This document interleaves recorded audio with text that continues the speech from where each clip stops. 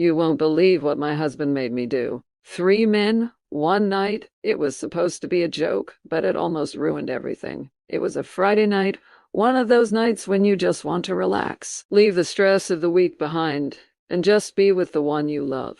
My husband and I were relaxing at home, drinking wine and talking about random things. It felt like those quiet nights when you don't expect anything important to happen. But then he brought up something that completely surprised me. He casually asked me if I'd ever thought about being with other men. At first, I thought he was joking, so I laughed. But then he kept talking. Not only did he mean just any men, but he was talking specifically about black men, 3 of them. My heart started beating fast, but not in a good way. I couldn't process what he was suggesting to me. Who just says something like that? I looked at him hoping for some sign that he was joking, but his expression remained the same. Totally serious. I felt uncomfortable, to say the least. I thought maybe it was a weird fantasy that he wanted to share and we would soon drop the subject. But no, he kept bringing it up in conversation. At first it was small comments, playful jokes about what might be. Then he started making more direct suggestions. Said it could make our relationship more exciting, that it would be something pointed that could add a little spice to our life together. I didn't even know how to react. What was I supposed to say? Was this some kind of test? As the days went by, the topic kept coming up in our conversations. At first I would quickly dismiss it, changing the subject or making excuses. But my husband kept insisting. He even started talking about specific men, friends of his. He would tell me that they were all good guys and that nothing would happen unless I wanted it to, and that it would just be for fun. My stomach twisted every time he mentioned it, but I didn't know how to tell him how much it bothered me. Part of me didn't want to start a fight, but another part felt a growing resentment. One night, he went even further. He suggested we meet these 3 men. He presented it as if it was no big deal. Just a casual meeting with some of his friends. I hesitated, not knowing if it was another one of his attempts to pressure me into doing something I wasn't comfortable with. But to keep the peace and not ruin our marriage over what I hoped was just a bad idea, I agreed to go. That night, we met his friends at a local bar. The whole time I felt nervous, like I was walking into a trap. His friends seemed polite enough, charming enough, maybe a little too friendly, but there was an uneasy tension in the atmosphere. I could sense something beneath the surface, a tacit understanding between them and my husband that turned my stomach. As the night progressed, the drinks continued to flow, and the conversations became increasingly flirtatious. I tried to downplay the importance with a laugh, but deep down I was extremely uncomfortable. One of the men kept looking at me insistently, and every time I felt his eyes on me, a knot tightened in my chest. My husband, on the other hand, seemed totally relaxed, as if he was enjoying seeing me and getting all that attention. He was smiling at me like it was a game. Finally, we all ended up at our house. I didn't want to, but my husband insisted that it would be quieter at home.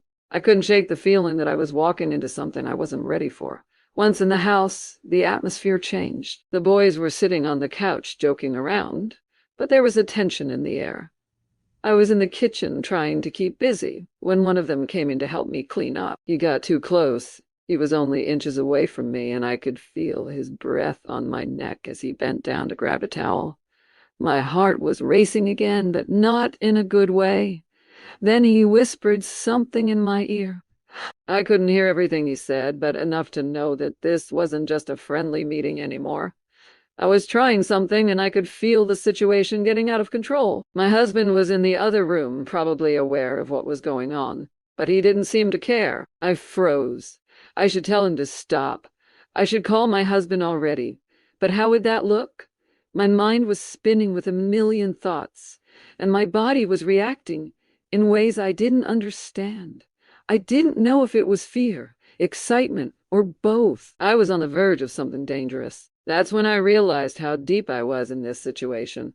I needed to get out of the kitchen, get out of the house, get out of this whole mess, but I didn't know how. Every time I tried to move, it felt as if something was holding me back, as if an invisible weight was holding me in place.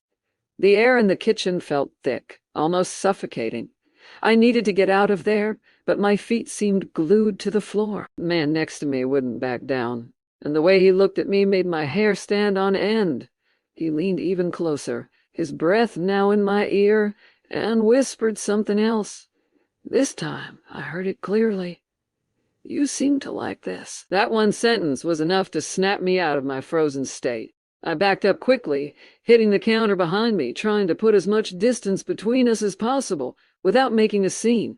My heart was pounding, and I felt my face burning, a mixture of anger and embarrassment. I needed to stop this now, but my mind was in chaos, and I didn't know what to do.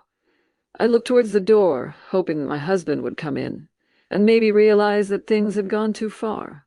But he didn't. It was at that moment that I realized he wasn't going to do it. He was the one who put me in this situation from the beginning. I was alone, pushed the man who was standing nearby, and walked into the living room, where the other two men were laughing with my husband.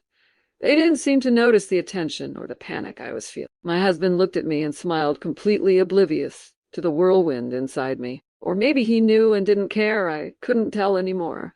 I sat on the edge of the couch, my hands squeezing the cushions so hard my knuckles turned white. I couldn't stop thinking about what had happened in the kitchen. How close we'd come to crossing a line I wasn't ready to cross. I wanted to say something, to tell my husband that this wasn't fun, that I wasn't getting excited, but I couldn't find the words. The night wore on, each moment heavier than the last. The men were still drinking, still laughing, and my husband was still acting like everything was fine. I kept reenacting the moment in the kitchen, how close I came to losing control of the situation. It scared me, and more than that, it made me angry. How could my husband push something like this on me? How could he be so casual about it, as if my feelings didn't matter? Finally, the men got up to leave. I felt a wave of relief, as if a weight had been lifted from my chest. I watched them walk out the door, and for the first time that night, I felt like I could breathe again. But the tension didn't go away. It was still there, bubbling just below the surface. After they left, I turned to my husband. He was still smiling, like it had been the perfect night, but I couldn't take it anymore. I had to say something. "What was that?" I asked him with a trembling voice. "What do you mean?" he replied, genuinely confused, as if he had no idea what I was talking about. "That," I said, pointing towards the door where his friends had gone. "What went through your head?" He shrugged, his relaxed attitude only making me angrier. "It was just a bit of fun. You didn't have to do anything you didn't want to do." I couldn't believe what I was hearing. "You really don't understand?" I said, raising my voice. "That's what you call fun. You got me into a situation where one of your friends harassed me, and you just sat there as if it was nothing." My husband's expression changed. The smile disappeared, and for the first time that night I saw a glimmer of understanding in his eyes. But he didn't apologize. Instead, he became defensive. "I thought you liked it," he said. "You didn't say anything. You didn't stop it." That was the last of it. I couldn't take it anymore. How was I supposed to know what to do? How was I supposed to react? I yelled. "You're my husband. You're supposed to protect me, not get me into situations like that." We argued for what seemed like hours. Every time I tried to explain how uncomfortable I had felt, how close we had come to everything getting out of hand, he would subtract. He kept insisting that it was just a fantasy, that he could have stopped it all at any time. But I didn't understand. I didn't understand how trapped I felt. I felt how helpless I had been at that moment. I was shaking when the discussion finally ended. My husband stormed off to the bedroom, leaving me alone in the living room. I stood there, staring at the empty wine glasses and the remnants of a night that almost ruined everything. I didn't know what to do next. I felt betrayed, confused, and deeply hurt. This was not what was expected of a marriage. I stood there in the silence of the room, my mind spinning. I couldn't stop thinking about what had happened in the kitchen, how close we had come to losing control. The way my husband just stood there, laughing quietly with his friends, made me feel a knot in my stomach. How could he not see how dangerous what he was doing was? How could he push me into something so reckless? I couldn't stand the attention and the environment anymore. I got up and headed for the kitchen, hoping that the simple act of cleaning up would help me calm down. I picked up the wine glasses, trying to concentrate on the task. But my hands were shaking and my heart was still racing. I relived the night in my head, fragment by fragment, how he had asked me to participate, How his friends looked at me like I was something they could take if they wanted. And then the moment in the kitchen, when that man came over and whispered things that made me feel disgusted. I felt trapped, cornered.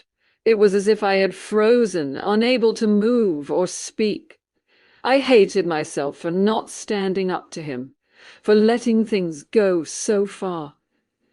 I finished the dishes and looked out the window into the darkness outside the house. The house was quiet now, but it didn't feel quiet. It felt empty, cold. I knew I couldn't let it go.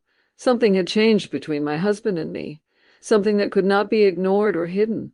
He had crossed a line, and there was no turning back. I took a deep breath and headed to the bedroom. My husband was already in bed, staring at his phone as if nothing had happened.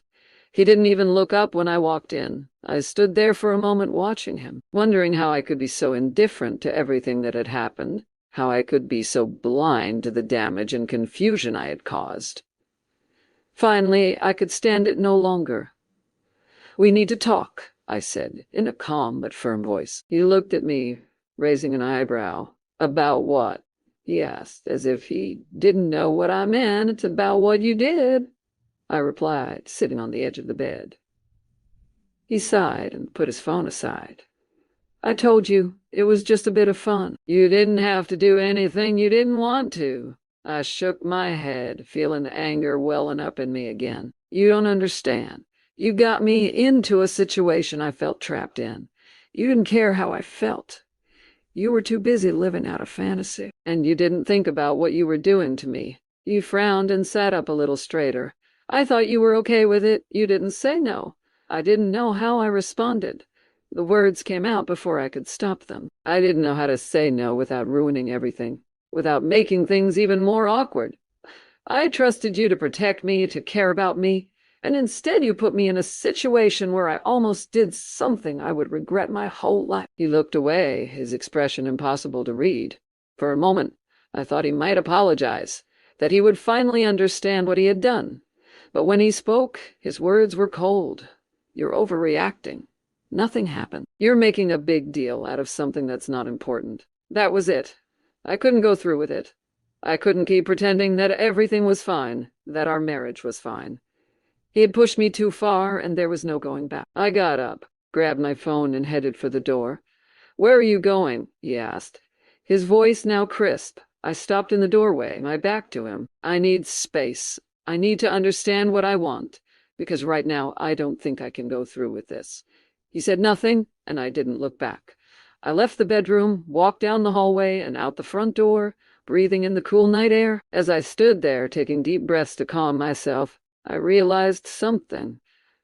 I had been so focused on what he wanted, trying to please him, that I had completely lost sight of what I needed, what I deserved. I wasn't going to let that happen again. As I walked down the street, away from the house, I felt a strange sense of relief. I didn't know what the future held, but I knew one thing for sure. I was done being pushed around, done being trapped in someone else's game. From now on, I was going to take control of my own life, my own decisions, and no one was going to force me to do anything I didn't want to do anymore.